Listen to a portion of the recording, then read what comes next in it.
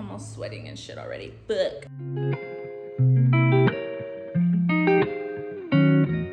Hi guys, welcome back to my channel. My channel, nah. Easy East channel. No, okay. Now you're whoa. You guys haven't seen us since we moved to El Paso. We're gonna get into the whole like El Paso living situation shit. We got stranded, literally. On our way to LA, we got fucking stuck in Buckeye, Arizona. It was stupid as fuck, but this is what happened. What happened, babe? Tell me what happened. Y'all started with the smoke coming out the car, right? Oh no. Okay, so I'll let you start let it. me start. Okay, so when we moved from LA to El Paso, the plan was to drive all the way over here until we got here. Right before, like right when we were leaving LA, we were visiting his grandpa, and let's say we were going a little too fast and we didn't see the bump in the street. So when Randy broke to avoid the bump, something in the back of our car fucking hit his head. Like, I don't remember, but it was crazy. Like, cause our car was packed as fuck, guys. We had to get rid of some shit just so we can bring it over here. Like, we weren't gonna buy a U-Haul. That shit was like what? 13. The rent money needed. Our month's rent over there in LA. That's how much it costs to get a U-Haul over here. Fuck our furniture, forget our bed, whatever mess out or dinner table, whatever. Fuck all that. We had to stay at his grandpa's house because Randy got hit in the head, and he kind of was like, I mean, honestly, I would have been the same way. I was like paranoid to drive.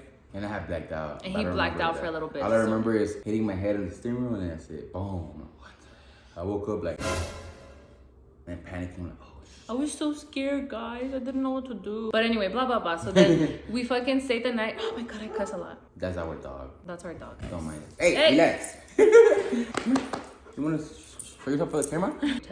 So after we left Randy's grandpa's house, he calls us or he leaves Randy a voicemail saying like, hey, there was a lot of oil coming out of your car. Oil. and we didn't really stop for like, I think it was like 4 or 5 hours. We didn't stop. When we did stop, we were like, well, let's check what your grandpa was talking about. So we checked the oil, but we forgot to remember while checking the oil that we had just gotten an oil change. And remember, when you just get an oil change, that the oil you won't really see the level of the oil like right.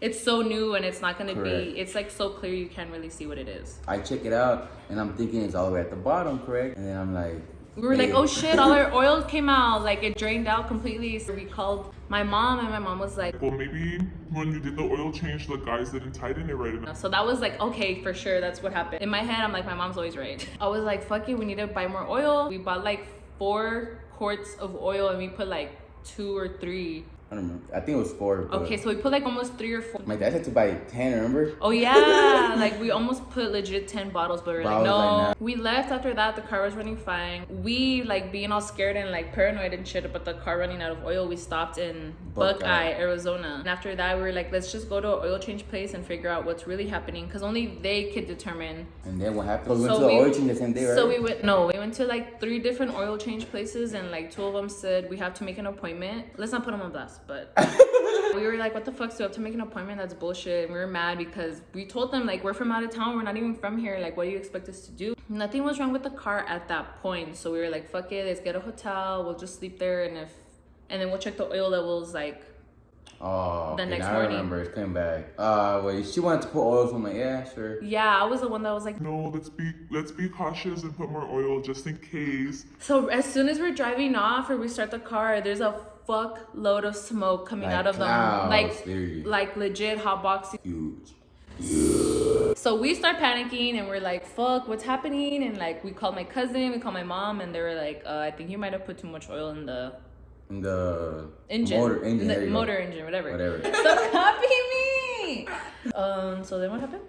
So and then after, I was driving, so I'm like, I keep going and the car turned off coming out of the hotel. I'm like, oh yeah, like we didn't even make it out of the street. And then that's when I was like, oh my God, I don't even want to drive anymore. Like something calling to a truck or like that. We were like legit around the corner, but we had to take a freeway. Mm-hmm. We started driving on the freeway and legit, like we couldn't even see the cars behind us. Yeah, that's how much smoke was coming out of the little muffler. So I think we stopped like 3 times in total. Like the car, we had to keep like waiting. We had to wait like 2 minutes and then turn it back on and see if it would go.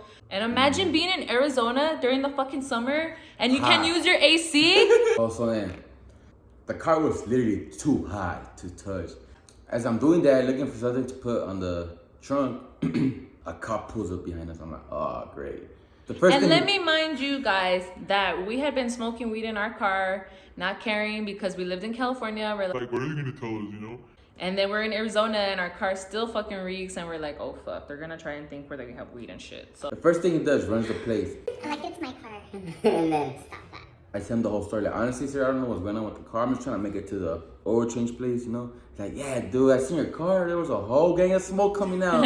And then I brought up the tow truck, and he's like, honestly, dude, it's too expensive out here in Arizona for a tow truck. yeah, I was telling Randy, I was like, I don't want to try to push it or have you push it and I'm driving because God forbid, like, I don't hit the brake on time or like I'm turning and I hit another car. I called my mom and she's like, just go to the brake place or the oil change place and see if they have a tow truck or they can help you.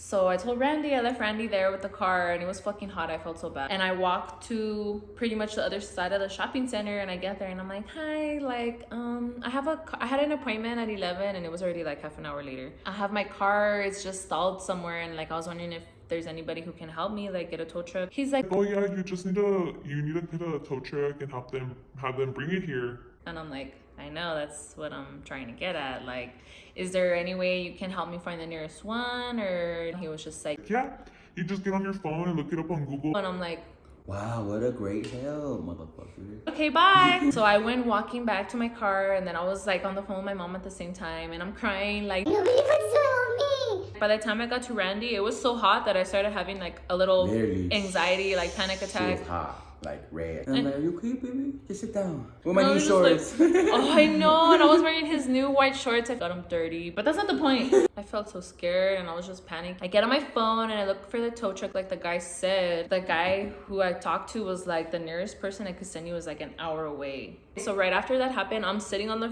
floor like crying my eyes out and I hear Randy start talking to somebody and I look up and there's two guys in a big truck. And so the guys get off and they offered to help us push the car and I was like, oh my God, that's so sweet. And then after that, I think they saw the size of the car and they had a big ass truck, guys, legit, like fucking, it looked like a fire truck for a second, but so then they were like, well, we could help you, we could tow you if anything. And then I just legit like looked at Randy and I was like, and I started crying because of how overwhelmed I was. It's like I was panicking and like God came in and saved the day like that. I don't know, it was just like a lot for me and I started crying and I was just like telling my mom, like, even in times like this where I feel like I have nobody, like, oh my God, I'm gonna cry. Sorry. God just like swooped in and he saved us. I was already gonna give up and just be like, you know what, we're fucking stuck here. Like, at the end of the day, they helped us tow the truck there, but the guys at the place, honestly, I was not happy with their customer service. They took the whole fucking, we were legit there from like 11:30 till they closed at 6. And it was too late for us to keep driving, so we had to stay at another hotel like 2 hours away. We had a good time because we were there together, but it's like we wanted to get there on Wednesday night and we ended up getting there till Friday afternoon. Like, Literally. It was a road trip experience. it was a different experience. Let's Had just to wait say. $500 almost. That's our story, and now we're finally here in El Paso. Thank God. If you are new to this channel, don't forget to like and subscribe. Like and subscribe right there. Instagram, Facebook, Twitter. I have TikTok now. You guys already know. I mean, if you like this shit and we think we're funny, then why not? Thank you, Mom, for taking us in. There we go. Say bye, Mama. Nah, she doesn't like you guys. Bye.